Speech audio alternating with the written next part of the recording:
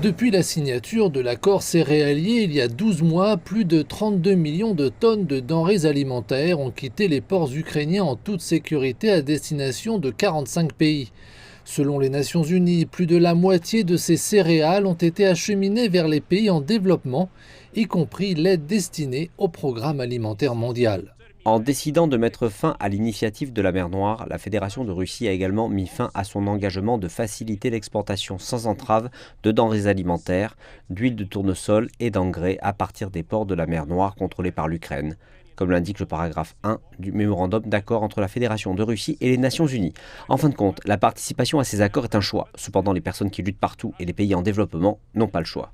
S'adressant aux journalistes à New York, M. Guterres a déclaré qu'il avait essayé de débloquer certains des obstacles qui subsistaient dans le commerce extérieur des produits alimentaires et des engrais russes.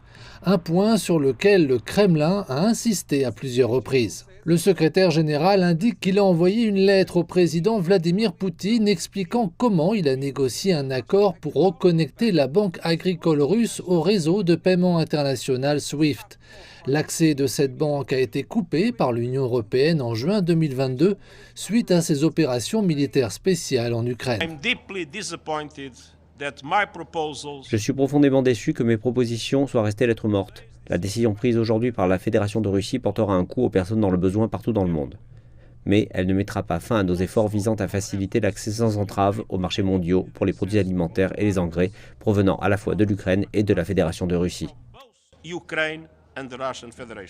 La Turquie, qui a aidé l'ONU à négocier cet accord, espère pouvoir persuader le Kremlin d'y adhérer. Le ministère russe des Affaires étrangères a déclaré qu'il envisagerait de rejoindre l'accord céréalier s'il voyait des résultats concrets à ses demandes.